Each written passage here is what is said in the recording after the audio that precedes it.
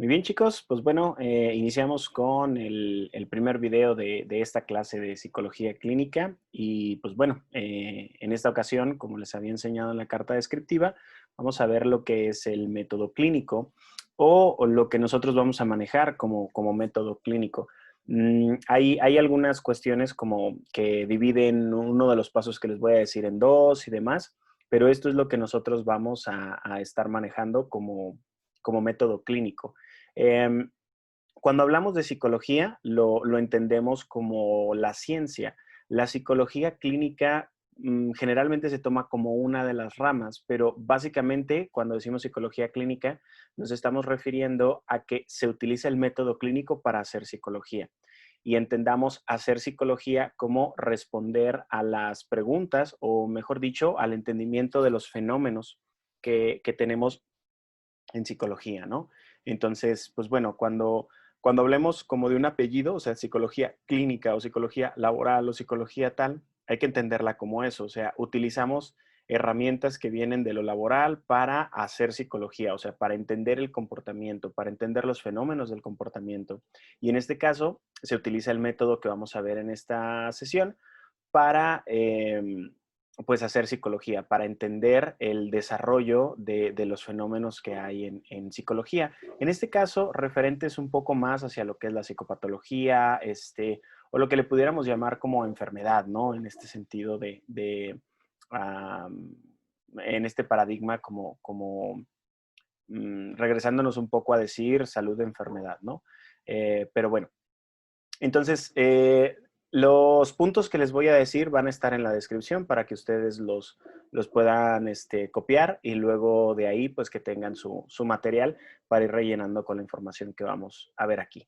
Entonces, bueno, ¿qué es? Esa es la primera, ¿no? Lo que tenemos es que el método clínico es una serie de pasos que se siguen con una finalidad y la finalidad de esta serie de pasos es descubrir o poner al descubierto lo que sabemos o lo que entendemos del desarrollo de una enfermedad. En este caso, cuando nosotros hablamos de este concepto de enfermedad, pues hablamos de los comportamientos que de alguna forma no le son convenientes a la persona. En este caso, comportamientos como puede ser la adicción, comportamientos como puede ser el hecho de que una persona no quiera hacer como alguna especie de tarea.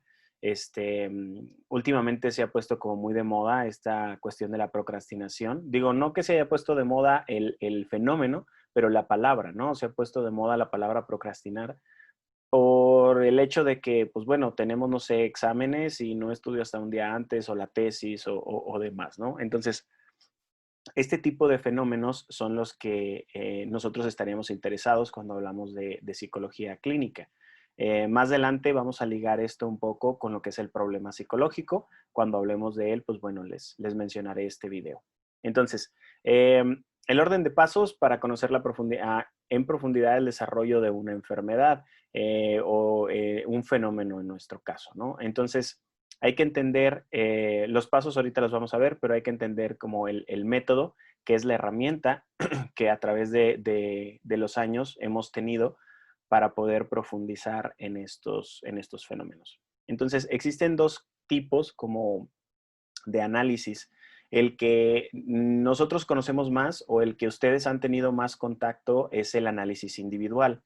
El análisis individual tiene que ver con la relación que una persona, o sea, un individuo o el paciente, tiene con la enfermedad, ¿sí? O sea, estos pasos sirven para identificar cómo, por ejemplo, yo, Luis, me vinculo con cierta enfermedad o me vinculo con cierta condición que yo tengo o me vinculo, en el caso de la psicología, con cierta conducta que en este caso, pues podría ser una conducta que a mí no me beneficia, ¿no?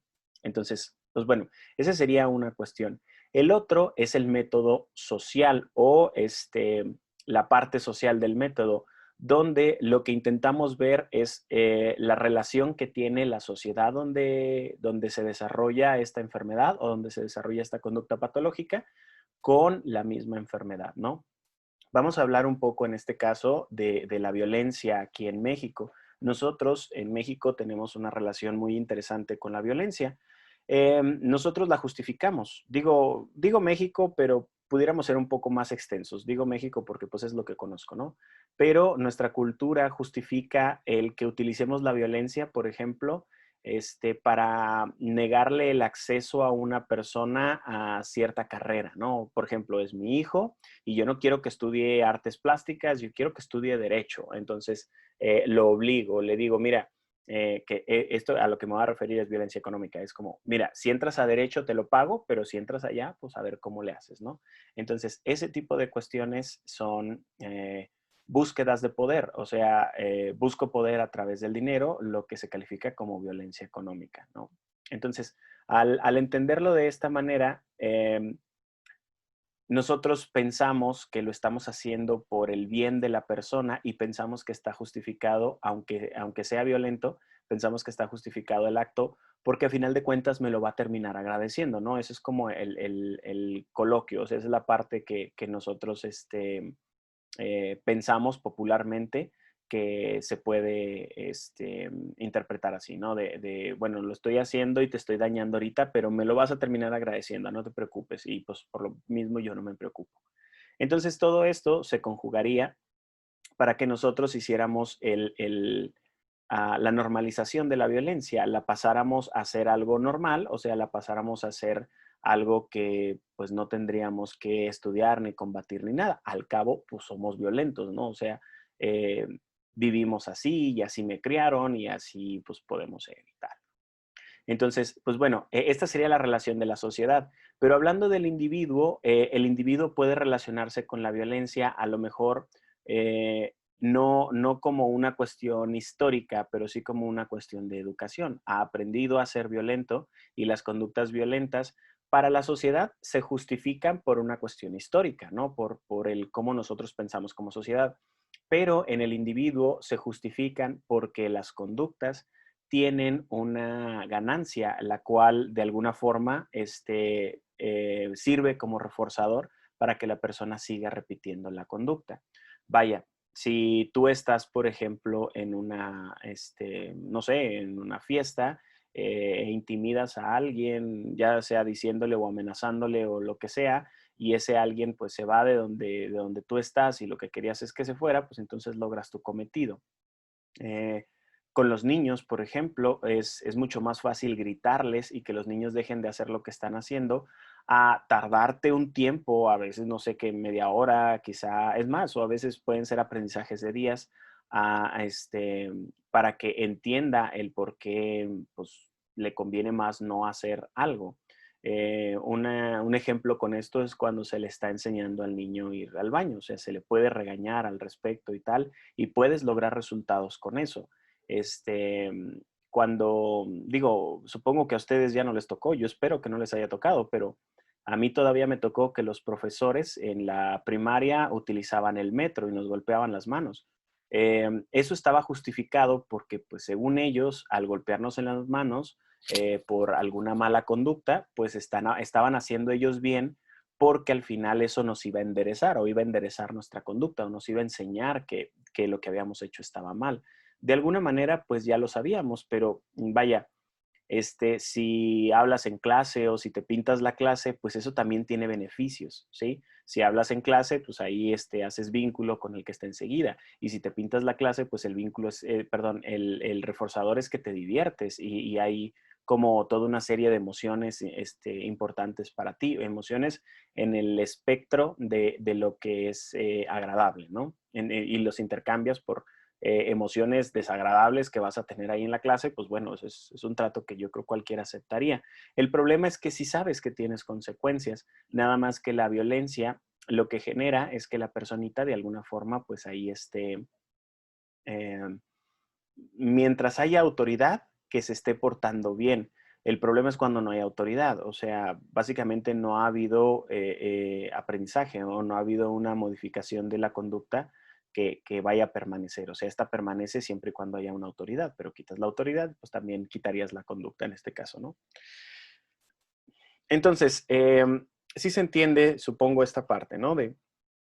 la división entre el método clínico lo podemos utilizar para lo social, o sea, para identificar esta cuestión de forma social, el cómo una sociedad se vincula con la enfermedad y el cómo el individuo se vincula con la enfermedad. Entonces, esto se los comento porque más adelante vamos a ver que el psicólogo clínico también investiga, que el psicólogo clínico pues también se dedica a la cuestión de escribir libros, que el psicólogo clínico también tiene funciones administrativas, si así lo quiere.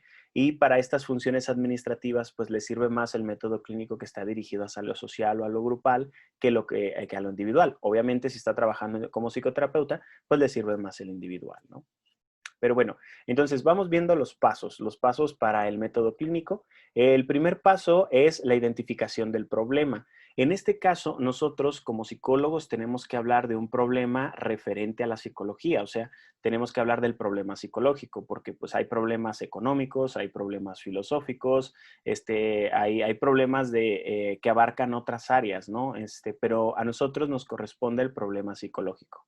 Entonces, lo que nosotros vamos a identificar es lo que una persona desea hacer, pero no puede. Ese sería nuestro objetivo. Ese es el problema psicológico. Lo que una persona quiere o desea hacer, pero a pesar de que lo desea, no puede hacerlo. Por ejemplo, quiero dormirme. Bueno, lo dije como en general. Quiero dormir temprano, ¿no? Pero, pues de repente vas, te acuestas y no te duermes o te duermes y te despiertas y tal y tal. Entonces, ¿qué es lo que haríamos nosotros? Nosotros modificaríamos el cómo la persona se aproxima a estas horas de sueño. Por ejemplo, desde antes remover aparatos electrónicos o cosas que lo alteren. Eh, la comida como un poco más temprano, el irse relajando como para entrar a estas etapas de sueño, o mejor dicho, no las etapas todavía, sino para que vaya entrando a este ritual de acostarse, de sueño y tal y tal. Probablemente también habría que preguntarle si es como incómoda la cama o si la cama no es incómoda, pero tiene lesiones, por ejemplo, que no le permiten dormir. También habría que ver fuera de su casa, o sea, si el vecino es como muy ruidoso, si siempre ha tenido como problema con los ruidos y demás, ¿no? Em, Generalmente nosotros cuando queremos identificar un problema en psicología, nos vamos luego adentro, ¿no? O sea, nos vamos así como a decir, pues es que un trauma tal y tal, estamos muy inyectados por esta cuestión de Freud y el problema que los traumas y todo eso se ha popularizado tanto que nosotros los psicólogos pues también ya, aunque te digan en las clases que no, pues de alguna manera lo buscas, ¿no? Entonces tenemos que tener cuidado con eso porque es importante ver en el ambiente y cómo se pudiera modificar el ambiente. Si una persona tiene como los ruidos lo despiertan, pues hay tapones para los oídos. Si la luz no le es como beneficiosa para su sueño, pues también puede usar un antifaz o cuestiones como esas. No nos tenemos que ir como a la cuestión de, no sé, no duermes porque tienes preocupaciones, ¿no? Que eso es como lo primero. Pues sí, pero pues es que todos tenemos preocupaciones y de todas maneras dormimos. A lo mejor puede haber una preocupación muy grande. Bueno, en dado caso, pues habría que investigarla. Pero pues si son preocupaciones cotidianas y aún así no puede dormir, pues entonces ahí hay un problema como cómo se aproxima a las horas de sueño, ¿no? Luego está el paso número 2, que es la búsqueda de información. Aquí es donde te tienes que hacer una hipótesis de origen, o sea, una hipótesis de dónde se origina esto, ¿no? En la búsqueda de información hay preguntas o se deben de hacer preguntas como ¿desde cuándo tiene esto? Este es un problema que se representa con qué tanta frecuencia, son todas las noches, es nada más una, a eso se refiere, como con búsqueda de información. En el caso, por ejemplo, de una tesis, esta búsqueda de información se le llamaría marco referencial, o sea, ¿cuál es la referencia del problema que estás buscando? ¿Cuáles son como las variables que están implicadas? A lo mejor te dice algo como, no, pues es que tengo 2, 3 meses que no duermo. Y ha pasado algo, no, pues sí, fíjate que me mudé de casa, ¿no? Ahora estoy viviendo solo, antes vivía con mis papás. Pues bueno, eso puede significar muchas cosas. No solamente así como, extraño a sus papás. No necesariamente, pero pues, cuando hay más personas en la casa, pues bastante lógico pensar que la persona se puede sentir como más segura, ¿no? Entonces, pues bueno, esa es la parte de la búsqueda de la información siguiendo este ejemplo, ¿no? Luego después estaría el paso 3, que es la formulación de la hipótesis. En la primera es búsqueda de información y sería una hipótesis de origen, pero esta hipótesis sería hipótesis de mantenimiento. O sea, la primera es de dónde surge y la segunda ya nos estaríamos haciendo otra pregunta, que es qué lo sostiene o qué lo mantiene, ¿sí?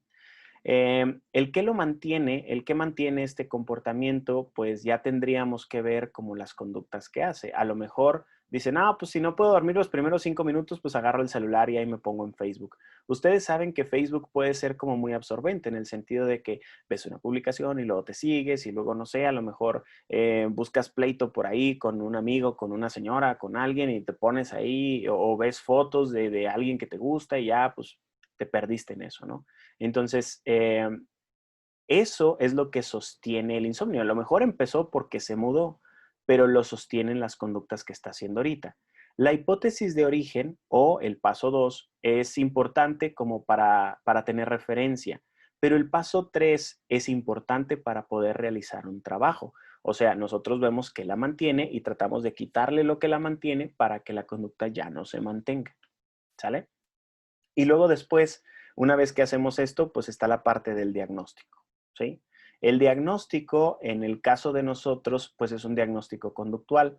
Es un diagnóstico que va dirigido hacia cuáles son las conductas que debería de modificar, cuáles son las conductas que debería sostener, o sea, cuáles son las conductas que se deberían reforzar y cuáles son las conductas que se deberían de extinguir, como básicamente diciéndolo así, ¿no? Ese sería como más bien el diagnóstico. Aquí hago como un paréntesis, si se fijan, pues es más o menos lo que hace un médico, ¿no? Identifica el problema, como el síntoma que tienes y luego busca información, te pregunta como desde cuándo, los otros síntomas que a lo mejor él no vea, pero que tú le puedas referir y luego después se formula una hipótesis, que la hipótesis es lo que dice como, le pone como nombre, como decir una enfermedad. Luego la parte del diagnóstico, que en el diagnóstico pues es cuando corrobora el nombre que le pone previamente y luego ya te da como el tratamiento, esperando que el tratamiento te sirva, ¿no? Entonces, en este paréntesis, lo que quiero comentarles es que pues el método clínico no es exclusivo de la psicología, sino que nosotros lo tomamos como una herramienta para poder hacer esto, ¿no? Para poder hacer psicología clínica, pues. Entonces, regresando, estamos ya en la parte del diagnóstico, ¿no? El diagnóstico ya es cuando nosotros tenemos las conductas, cuando nosotros tenemos como de alguna manera, cómo vamos a trabajar. Luego, el paso 5 son las alternativas de tratamiento. Las alternativas de tratamiento, pues son las